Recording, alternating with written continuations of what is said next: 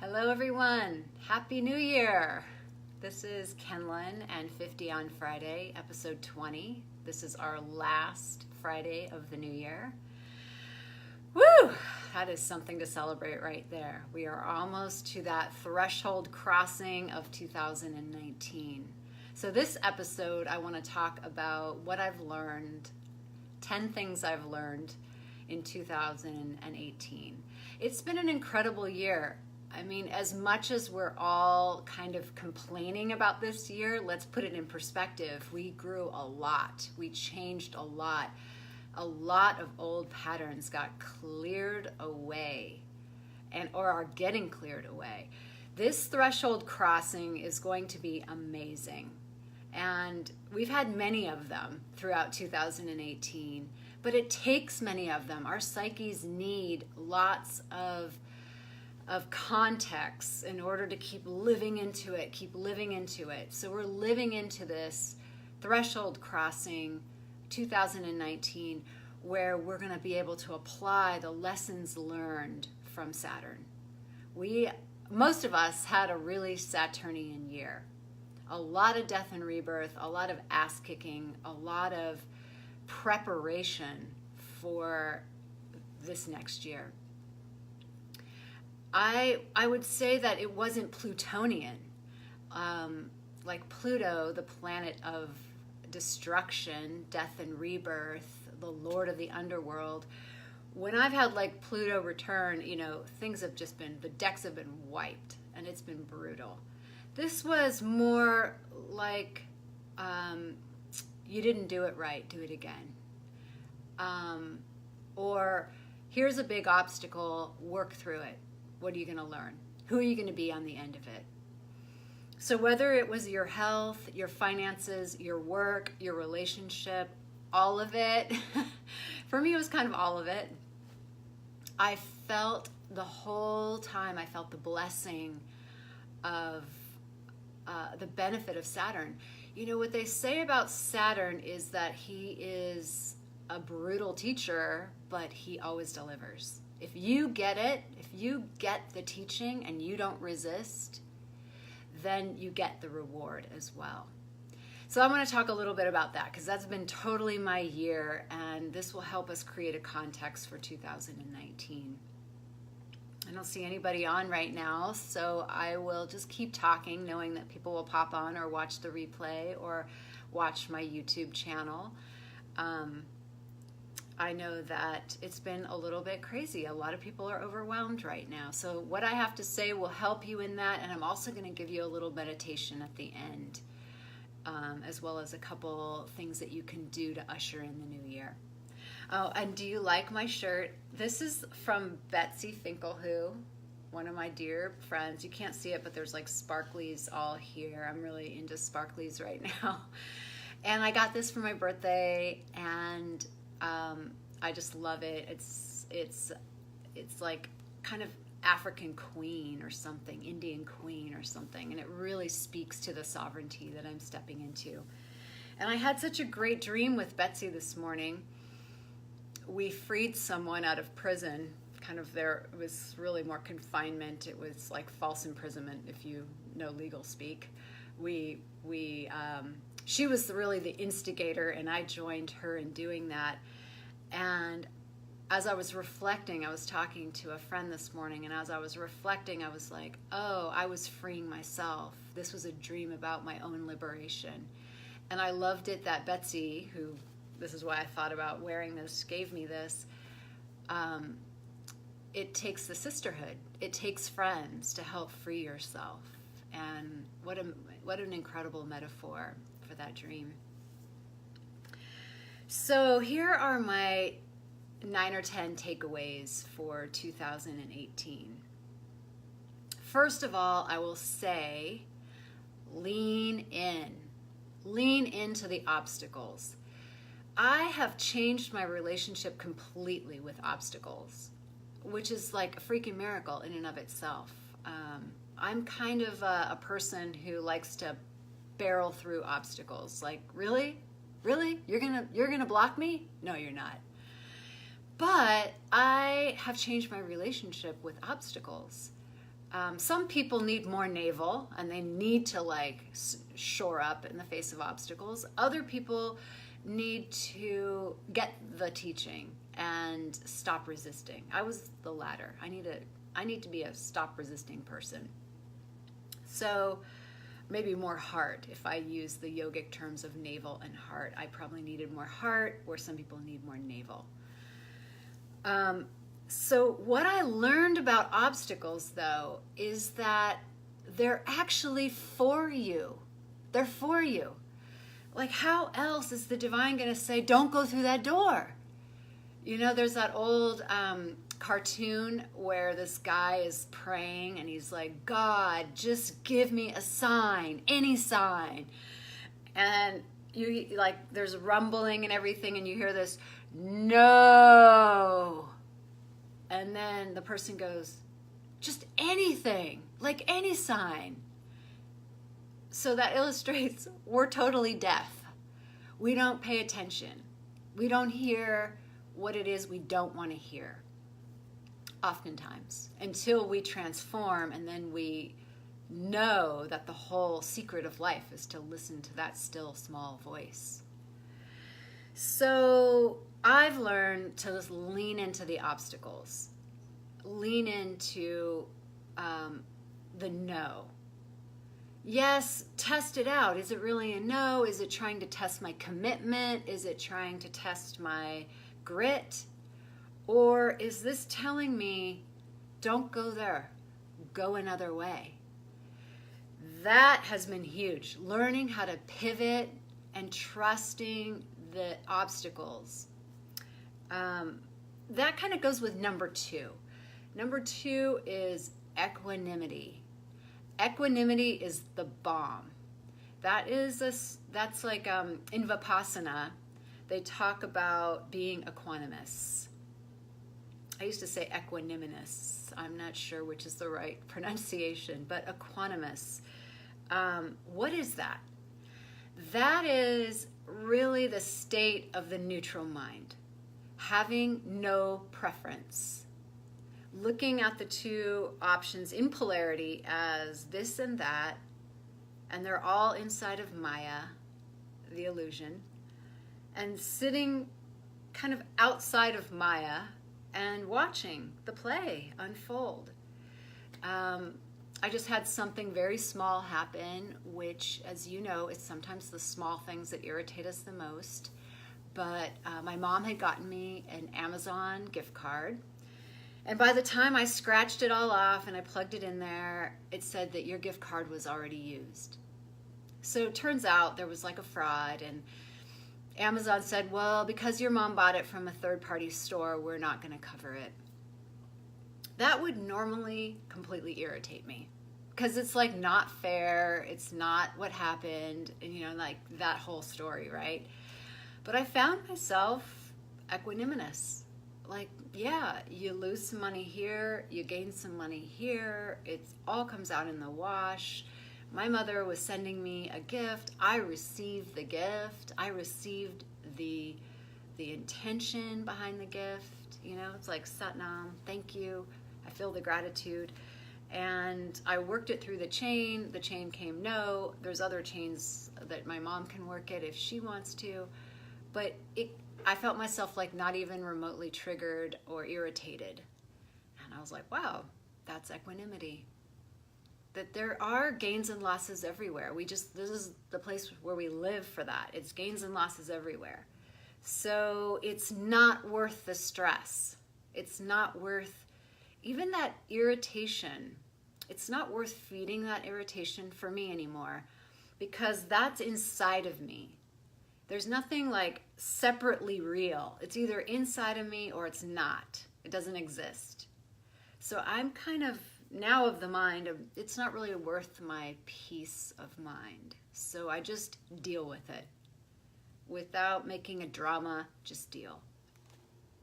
That's number 2, equanimity. It's really good for, you know, Enneagram type 4 people. You know that equanimity is your touchstone. So if you find yourself spinning in a lot of drama or a lot of emotionalism, equanimity. Just be the witness and the watcher of that. Oh, number 3, this is a goodie, you guys. Number 3 is CBD. CBD is the bomb, okay? If you're not on CBD, I offer that as a suggestion to you. So here's the thing with CBD oil. And you know, it's little tinctures underneath your tongue. And you hold it there until you kind of forget that you have it there. Here's the thing about it. A lot of people say like, oh, I've tried CBD or I'm on CBD. But if you look at the bottle, you see how many milligrams are in the entire bottle, and then you can divide it by the doses that you take. I'm going to suggest to you that nobody's taking a high enough dose. You can't hurt yourself. It's food. It's a plant. It's from hemp. So what I noticed is that I'm taking a bottle that says 3,000 on it twice a day. That's 200 milligrams, I believe, in each dropper. And I was talking with my health coach, and she's like, oh yeah, I do like many different CBDs, up to like 7 droppers a day. So what it showed me was when you want to get the benefit of something, the dose that's on like packaging for supplements is often lower than the dose that we need to take. So in something like CBD, which is like a plant, you know, not a synthetic derivative, but a natural plant, you can up your dose. And for me, upping my dose has been really epic. For example, what I noticed is that I have no anxiety. So the people who have struggled with anxiety, try a large dose of CBD oil, tincture under the tongue. That's really, I think, one of the best ways, liposomal. I do use CBD creams. Sometimes I get tension here and I use the CBD creams. But really nothing has worked as well as the CBD.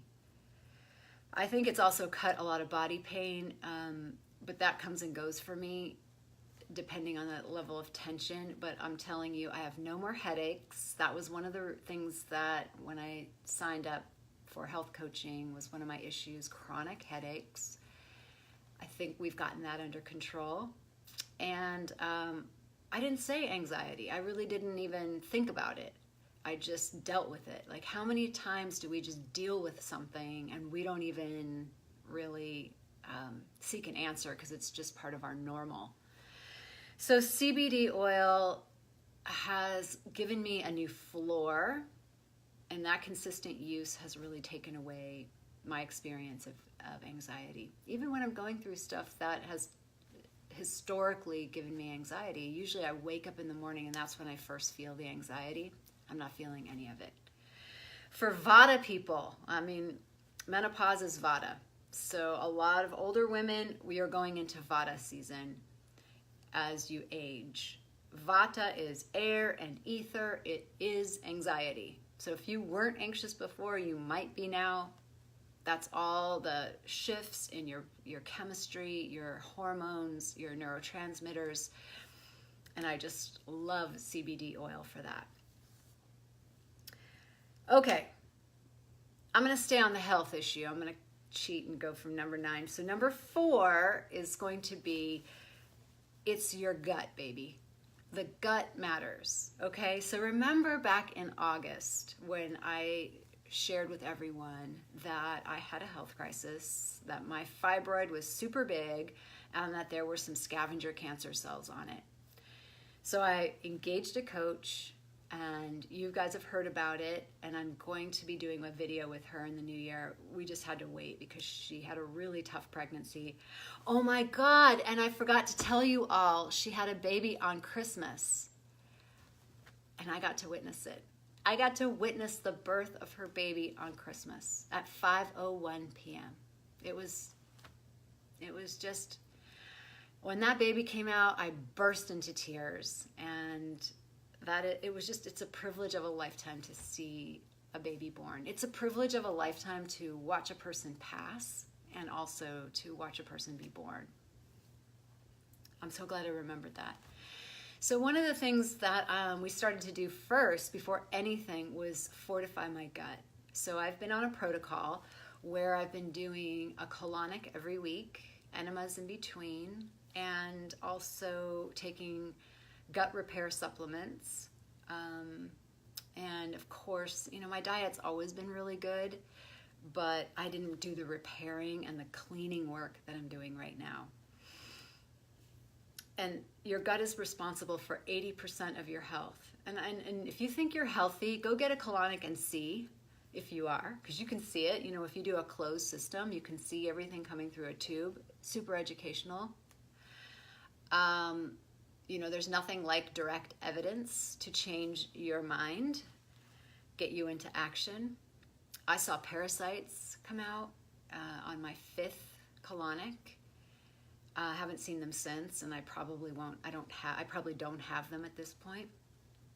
But yeah, those parasites, they take all the good nutrition and leave you without the good nutrition. So as much as I was eating super well, my antioxidant level was low and my immune system was low.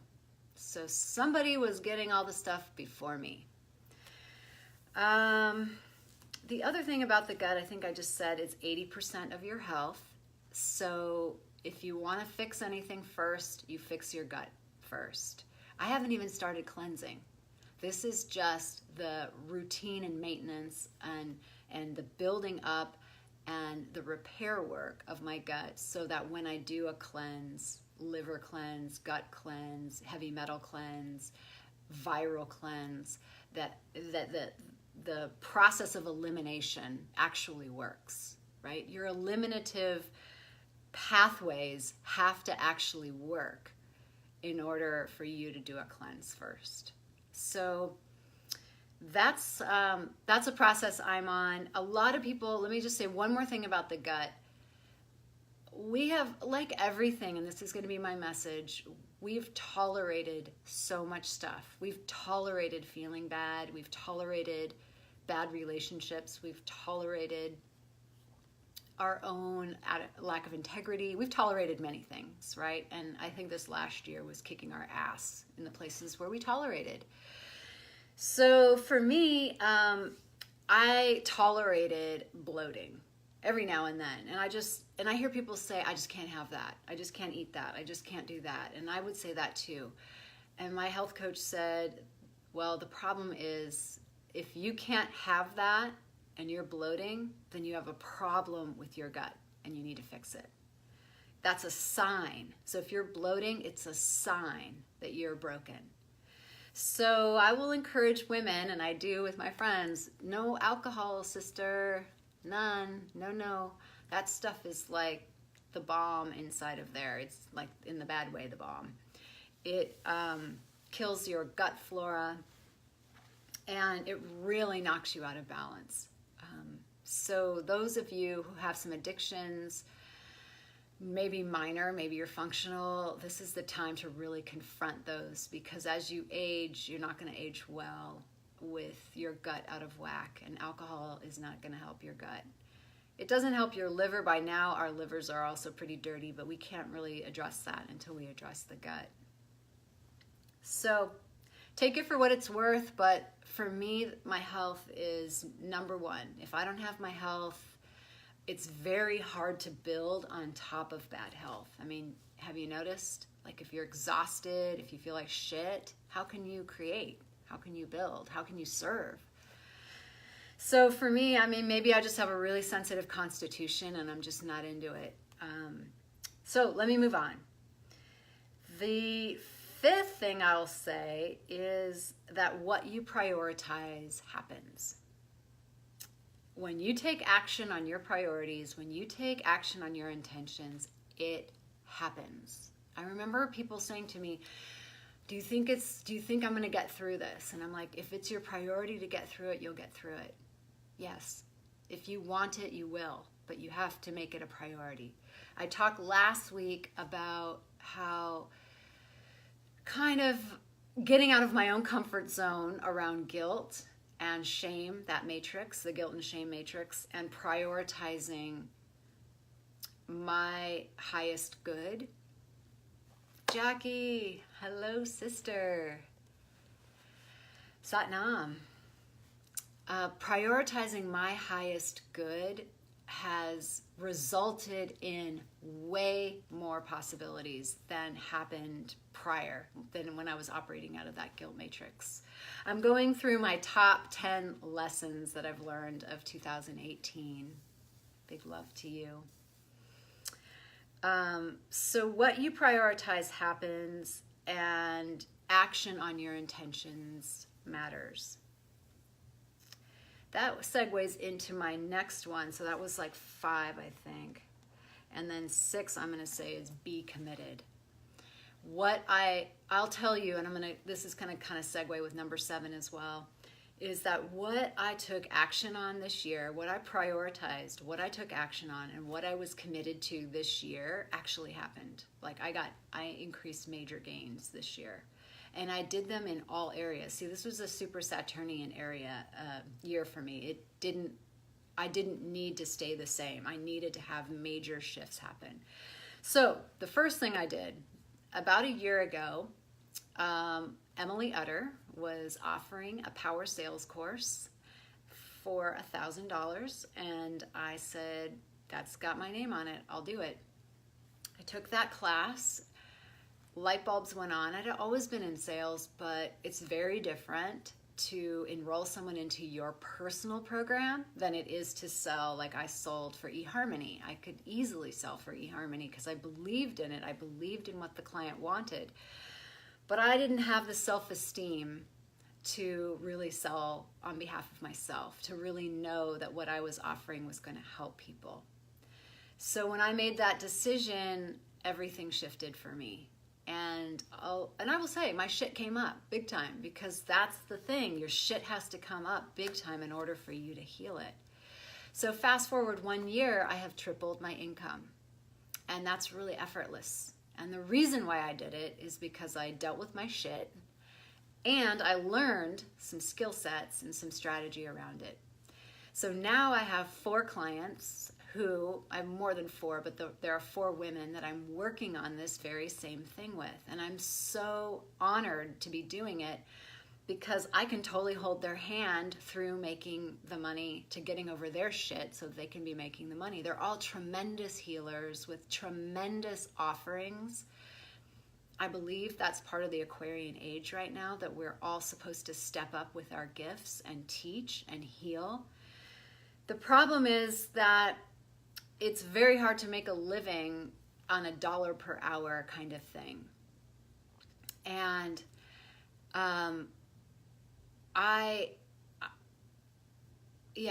so I had to crack the code on that for myself, because I knew, being this age, I knew there wasn't really anything else I was going to do. I checked in. I asked myself, should I be running a nonprofit? Should I be CEOing a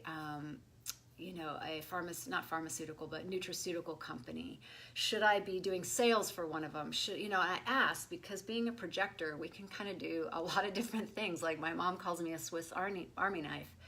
But no, I knew that once I turned 50, my dharma was about healing and teaching and leading and guiding, and there were no more options. So maybe this will be number 11, close off plan B. Close it off. Like, I had no plan B. So I had to make plan A work. So it worked because I had to, because I was in action. I prioritized it. And this is my number 7, I think it is. I got coaching. So I hired Emily. I got coaching. She helped me triple my income this year, literally on my tax returns, which enabled me to clean up a lot of financial mess that I had. It enabled me to get my health in order. So again, another coach on that front, another coach on the financial front. And then it also enabled me to get real help working through that guilt matrix that was keeping me stuck. And I just felt like it was out of alignment, but I just couldn't get over it. There was something just repeating and repeating in my head about that guilt matrix that I shared on the last video, so I'm not going to go into it. But I got real help, and I feel like that's also a part of the Aquarian age. that in order for us to show up as full teachers in our full power, full healers, shaman, guides, whatever it is that you are, you can't do it alone. Like, that's insane. And no one's expecting anyone to be perfect. That was a very deep communication I received on my 50th birthday, on my threshold crossing. The women said to me, we don't love you because you're perfect. We love you because you're authentic. We want more of your teaching from your authenticity. And yesterday with one of my clients, I was sharing with her my own struggle with my health and how that was a wake-up call for me. And she said, you know, the fact that you just shared that to me makes me feel like you're a really good coach, because you don't seem like you're telling me that you're perfect. And I was like, thank God. I want to be also just who I am. I want to play a big game, and I want to reach for the stars, but I also want to share with you my struggles and share with you those who support me, and I want to support those who I'm here to support. It's like this figure 8, like think of it like this, where we're here on one end to lead, to guide, to teach, and then on the other side, we have to receive, and we're here to learn and take in and be a student and be guided. I thank God for all the women around me, and the men too, but mostly right now I'm working with women who are my healers and my teachers, who are always calling me back to me. And as a coach, that's what I'm going to do for my people. I'm not there to be their guru. I'm there to show them who and what they really are. Every single person needs someone in their court who mirrors for them their brilliance, because we've got too much, collective as well as individual as well as ancestral lack of confidence and doubt and fear. And I'll get to that too, because my women's group that I'm launching in February and March is going to be about supporting each other to get over those things. I've been stunned at what women can accomplish. Hello, Maureen. Love you, sweetheart. At what women have accomplished being in tribe together. I think we can do great things when we're really supported. So so that was actually number 8. Sisterhood is so important. I'm glad I'm just on a roll with my list here. I'm going through the top 10 things I've learned in 2018. Sisterhood, yes. If it weren't for the sisters, I would not be here. So in retrospect, I have Chiron, the wounded healer, in the 11th house, the house of community and tribes. And of course, I'm a tribe builder, a community builder, because that's where I am wounded. Thank God for the wounding, right? It delivered me right here to you. So as we look at the big picture of our lives, wherever our wounds hit, it's okay. It's absolutely perfect. And by the time you hit 50 and beyond, it's the time to really own the power inside that wound. So number 9, or maybe it's, number 9. I think we're on 9 here. I wrote, sovereignty is the basis for everything you choose in life from now on. From now on. That's my big takeaway. That when I'm not in alignment with myself, and I'm choosing out of guilt, or I'm choosing out of fear, or I'm choosing out of trying to save someone from their path, which is usually guilt, I'm out of alignment. So I have to come back to my sovereignty, trusting that I am God, the expression of God. I mean, Yogi Bhajan said this. He's like, when are you going to stop worshiping God and be God? I kid you not. I was reading someone's Gene Keys last night. Gene Keys 61. It said the very thing. Stop worshiping God and start being God. Really, that's the Aquarian age. God is not a thing out there. God is in here. So if we really know that, how then are we going to act? If the messages coming through here are sovereign, and yes, we have to clear conditioning and know what our bullshit is, because our bullshit mind will make up a bunch of things. But once we're onto ourselves and we're onto our patterns and the way we play small, then the beauty of it is that sovereignty, the God self, can start running your life. Yeah, and that's the priority. That has become my new priority. So how do we do that? For me, I've been checking in with my body, my physical body. Especially when you clean up your body, you get the right signals. I remember Alberto Villoldo. I met him he wrote a lot of books on contemporary shamanism. And he also wrote Power Up Your Brain with David Perlmutter. I met him at the Bahamas. He gave a little talk one day, a couple of Christmases ago, and he said that to truly be in the shamanic space, which is to walk between worlds, you must clean your body, because you've got to have translucence. It's kind of like cleaning the window. Oh, Cede. Hi, Cede. You've got to clean the window so that the light can shine through. Similarly, if we clean our bodies, the truth of who we are can shine through. Our God self can shine through.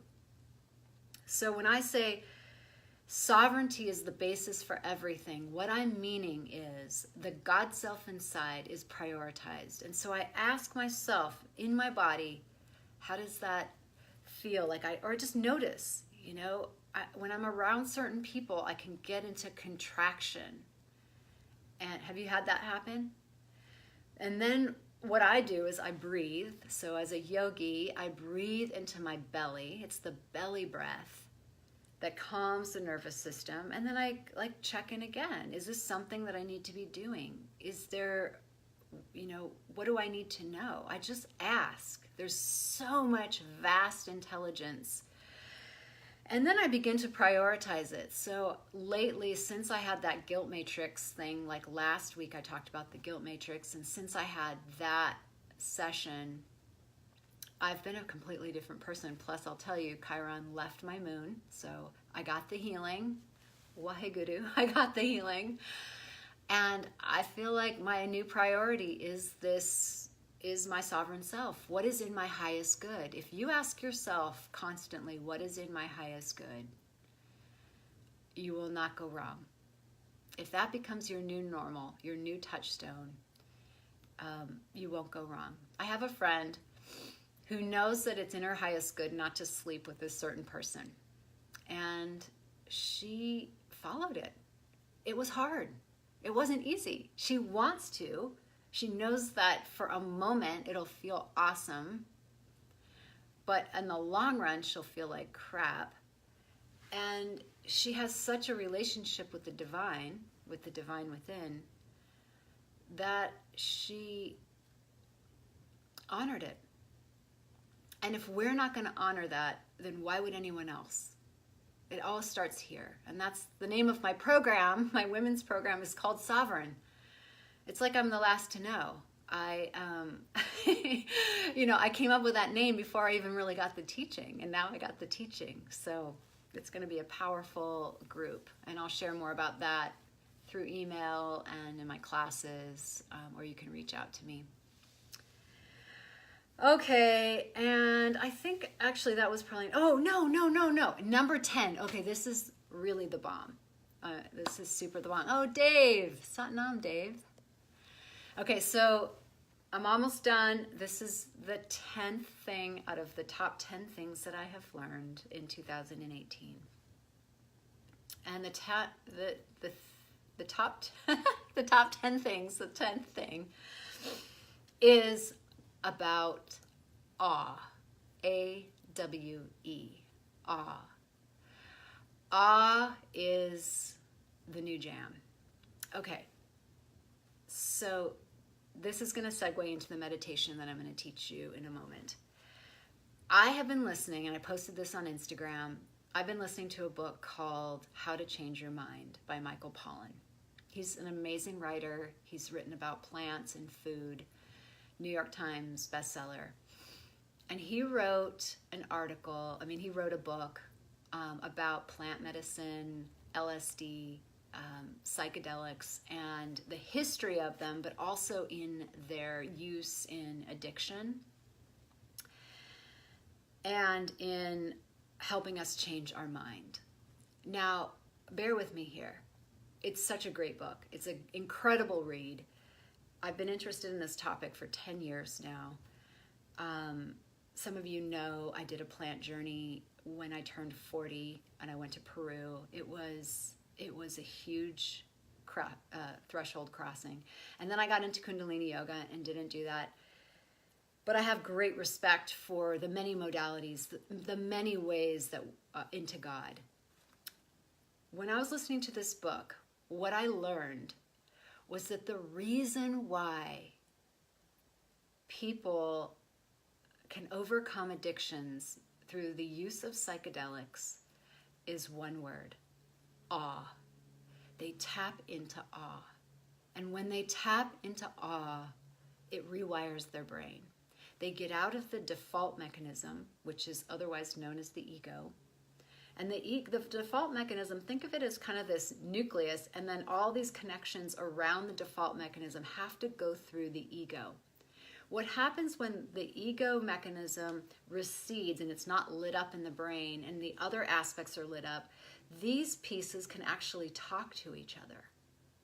So that's how you get these aha moments. You get these moments of absolute inspiration because you have new connections being made. And look, I'm just doing, these are Kundalini moves, right? But I feel like that's in the brain. Kundalini does the same thing. Meditation does the same thing. They've done that. They've shown that meditators, their brains, and those that are having a psychedelic entheogenistic experience are also having similar brain patterns. And what makes the difference is awe. So let yourself be in awe more frequently.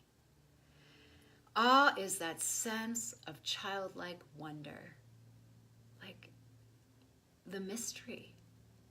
It reminds you, me, of our place in the family of things. That we're like this really tiny speck in this grand sea of consciousness. I remember talking to Peter Heller, who wrote the book Whale Wars, and he was on the ship with Paul Watson, who's fighting the Japanese as they're trying to harpoon whales in the Antarctic sanctuary in the southern oceans.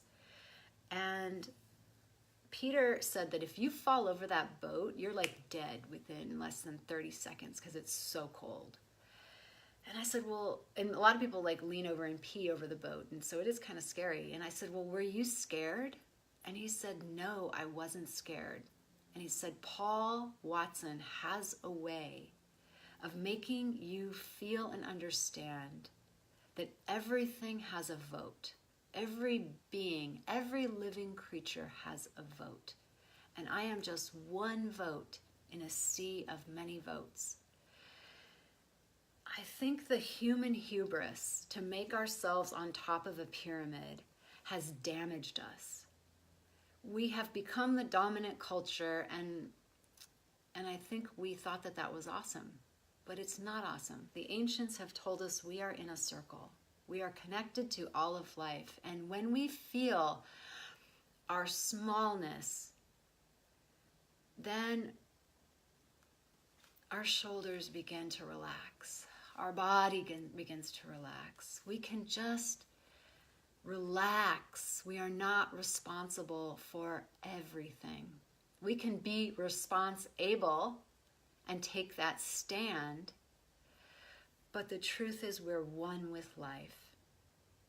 And that there are many votes, and we can put ourselves back in right alignment with all beings.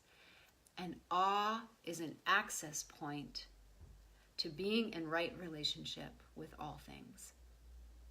So I'm going to give you a meditation. This meditation looks like this. It's a Kundalini meditation. You take your hands and then you put the tips of your ring fingers together with the tips of your thumbs. And hello, Katrina. Satnam, sister. So this is how you're going to be.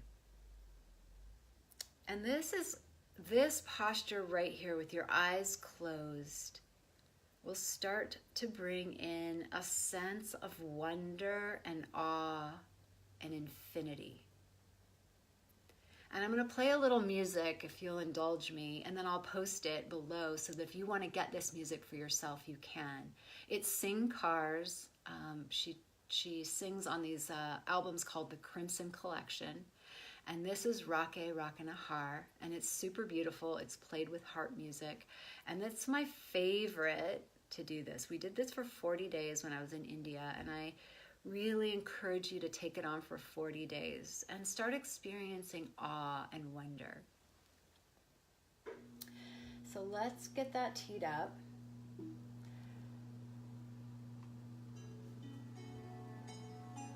And put your hands by your sides. Your hands are by your shoulders. Your elbows are by your rib cage. Close your eyes. And just begin long, deep breathing.